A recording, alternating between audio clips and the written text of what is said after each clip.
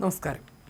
പശ്ചിമേഷ്യയിലെ യുദ്ധത്തെ തുടർന്ന് എണ്ണ വിതരണം തടസ്സപ്പെട്ടതോടെ പ്രതിസന്ധി മറികടക്കാൻ വീണ്ടും റഷ്യയെ ആശ്രയിച്ച് ഇന്ത്യ. അമേരിക്കൻ വിലക്കുകളിൽ പ്രത്യേക ഇളവ് ലഭിച്ചതോടെ ഏകദേശം 3 കോടി ബാരൽ റഷ്യൻ എണ്ണയാണ് ഇന്ത്യൻ കമ്പനികൾ വാങ്ങിക്കൂട്ടിയത്. അതേസമയം റഷ്യയിൽ നിന്ന് കൂടുതൽ LNG എത്തിക്കാനും ഇന്ത്യ ശ്രമം തുടങ്ങി. റഷ്യയിൽ നിന്ന് LNG വാങ്ങാൻ 7 വർഷം മുൻപാണ് ഗെയിൽ കരാറിൽ ഏർപ്പെട്ടത്. 23 വർഷത്തേക്കാണ് കരാർ. എന്നാൽ US-ഉമായിട്ടുള്ള വ്യാപാര കരാറിന്റെ ഭാഗമായി ഇറക്കുമതി കുറച്ചുകൊണ്ടുവന്നിരുന്നു. പശ്ചിമേഷ്യൻ സംഘർഷം തുടരുന്ന സാഹചര്യത്തിൽ പാചകവാതകം ഉൾപ്പെടെ മുടങ്ങുന്ന ഘട്ടത്തിലാണ് റഷ്യയിൽ നിന്ന് കൂടുതൽ LNG എത്തിക്കാൻ ഇന്ത്യ നീക്കം തുടങ്ങിയത്. റഷ്യൻ ക്രൂഡ് ഓയിൽ വാങ്ങുന്നതിൻ്റെ അളവും കൂട്ടുകയായിരുന്നു. കഴിഞ്ഞ ജനുവരിക്കും ഒക്ടോബറിനും ഇടയിൽ ഇന്ത്യയിലേക്കുള്ള മൊത്തം ക്രൂഡ് ഓയിൽ ഇറക്കുമതിയുടെ 30-35% റഷ്യയിൽ നിന്നായിരുന്നു.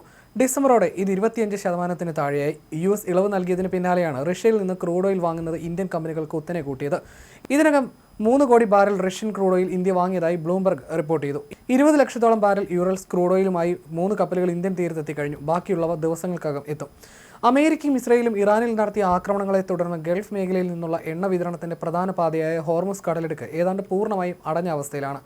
ഇതോടെ സൗദി അറേബ്യ, ഇറാഖ് എന്നിവിടങ്ങളിൽ നിന്നുള്ള ഇന്ത്യയുടെ എണ്ണ വരവ് നിലച്ചിരുന്നു. ഈ വലിയ വിടവ് നികത്താനാണ് ഇന്ത്യ വീണ്ടും റഷ്യൻ എണ്ണയിലേക്ക് തിരിഞ്ഞത്.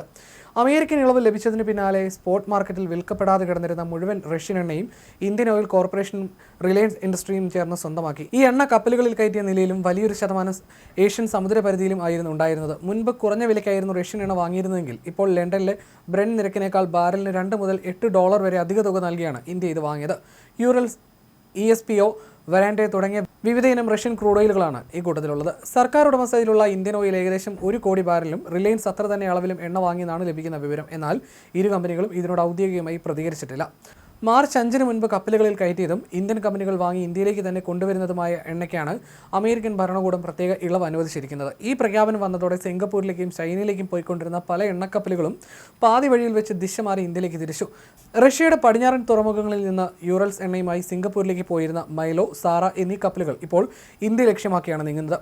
റഷ്യയുടെ കിഴക്കൻ മേഖലയിൽ നിന്ന് ചൈനയിലേക്ക് പോയിരുന്ന ഒയാസിസ്, നോബൽ വാക്കർ എന്നീ കപ്പലുകളും ദിശ മാറി ഇന്ത്യയിലേക്ക് യാത്ര തിരിച്ചിട്ടുണ്ട്. 2022-ൽ യുക്രൈൻ യുദ്ധം ആരംഭിച്ചതിന് ശേഷമാണ് ഇന്ത്യ റഷ്യയിൽ നിന്ന് വൻതോതിൽ എണ്ണ വാങ്ങി തുടങ്ങിയത്.